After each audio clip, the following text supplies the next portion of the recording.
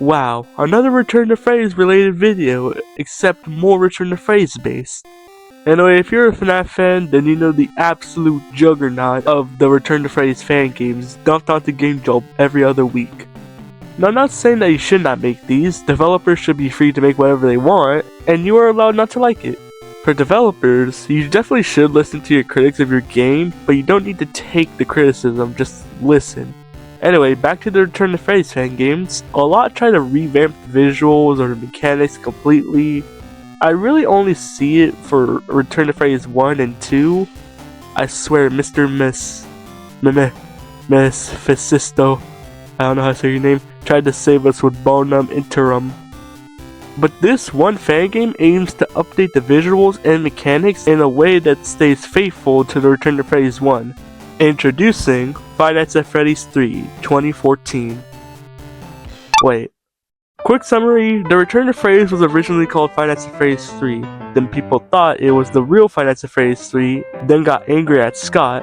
Scott in turn got angry and emailed Tyler telling him, "Yo, take this down or change the name before I do."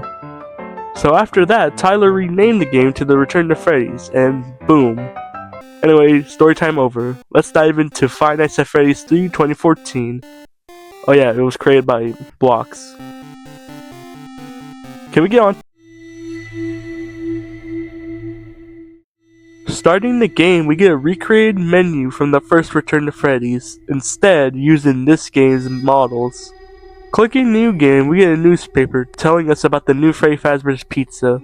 We then spawn in the office. It's the same as FNAF 1's with 2 doors on either side, but we have a mask along with a toxic meter that goes up when we use the mask. This meter will take a while for 1 bar to go down. This comes very into play later. On night 1 we have 2 threats, Bonnie and Chica. It is interesting that these guys are still withered, but then again, in the original, they change designs all the time, so I guess it's cool to see the withers in the FNAF 1 location. Also, they fixed the Bonnie's photoshopped face into an actual 3D model. Cool. Anyway, Bonnie and Chica start on the stage. Bonnie will advance to the left hall, and Chica will advance to the right hall. We can close the door on them, but they won't leave, and if they have a movement opportunity while at the door, they will start banging on the door, taking 2% power each bang. We must let them in the office so they can perform a blackout. Moving on to the phone call, the phone guy addresses us as Mike, and we are coming back to work at Freddy's again. He also tells us about the animatronics moving around at night. Night 2 adds Foxy and the puppet. Starting with the simpler of the two, Puppet, she starts in the prize corner in her box and will slowly get out of it. She then makes her way to the right hallway, and once she has a successful movement opportunity, she will enter the office no matter if you have the door closed or not. When she is in the office, needing to put on the mask. She does leave faster than Bonnie and Chica though. Foxy starts in the Pirate Cove and will progress through stages until he's out. Once he leaves, he'll be in the left corridor. We must hold the light on him until he goes back. The night 2 call, the guy tells us about some engineers coming in to do some maintenance work on the animatronics. While they were there, the animatronics didn't act right, responding poorly to bright lights, Foxy being the most affected. Go figure. Night 3 adds Freddy and Sugar. And yes, we all know that Sugar was a beta candy design that Tyler took for his game. That's simple. I do like the design. Yeah, it looks like candy, but that's the point. It turned what we saw from the stolen candy images and made him a 3D model. My one complaint with this design is that he has red cheeks. This wasn't present in the original design, so I don't know why they were added here, but I still like it. Freddy starts on the stage and will advance his way to the right hallway, hiding in the shadows to stay out of sight. But he does laugh when he moves. Once he gets to the door, he will disable the light and his eyes will be seen at the doorway. Once we see them, we must close the door until you hear his laugh again. Probably the easiest character to deal with. Sugar starts in the prize corner and will start getting up and will advance to the vent through the right hallway. Her next step is the top of the office. Once she enters, we must put on the mask for her. She's about on par with Bonnie and Chica, just without a door. But if she comes at the wrong time, then there's a good chance she'll fill up the bar too much that Bonnie and Chica can end us. But we can stall her by holding the flashlight on her. This doesn't get rid of her, it just slows her down. So you must be power conservant in order to have enough power to flash Sugar.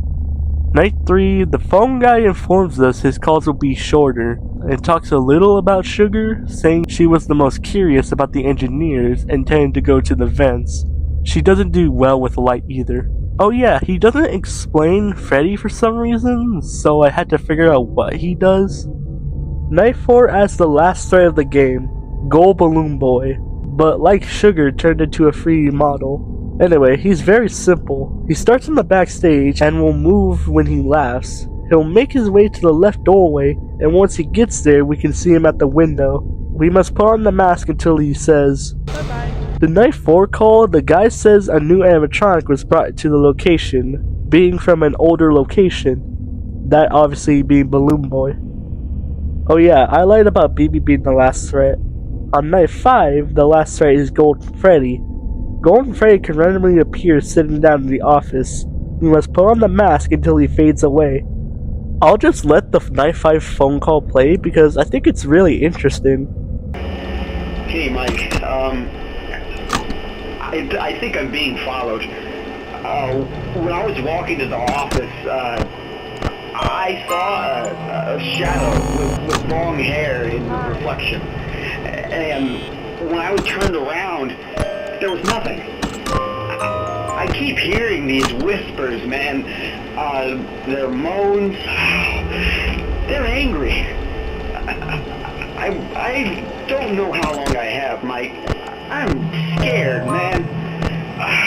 They're always after me. I don't know what to do, Mike. I don't know what I did. Please, if you hear me, please send it. After beating Night 5, we get a paycheck and unlock Night 6. Night 6 is just a harder version of Night 5, not much. Oh yeah, I lied again. Sorry. At 3 AM on Night 6, it adds 2 new threats. Golden Freddy. I'm kidding, Murderer.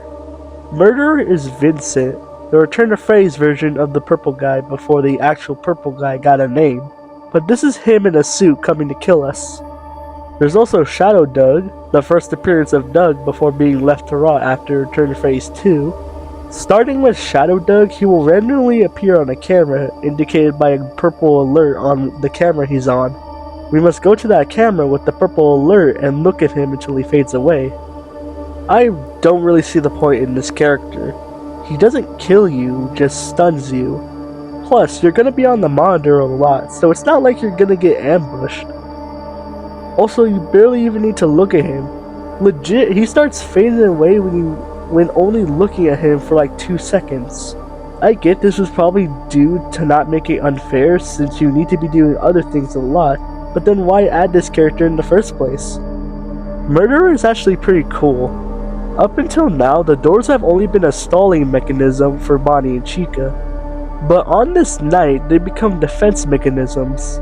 Murderer is unclear where he starts, but he will go down either the left hall or the right hall.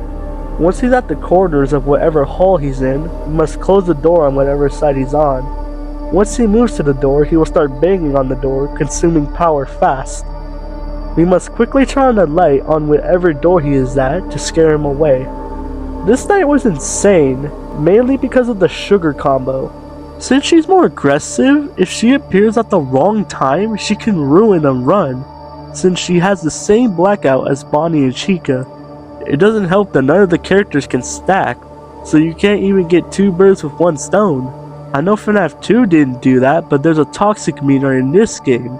Also, characters can just do a blackout whenever they want, so why are they only following some rules and ignoring others? But anyway, after beating this night, we get another paycheck. And no, I'm not even attempting max mode. No. You just get a notice of termination, nothing special. Now for a story overview,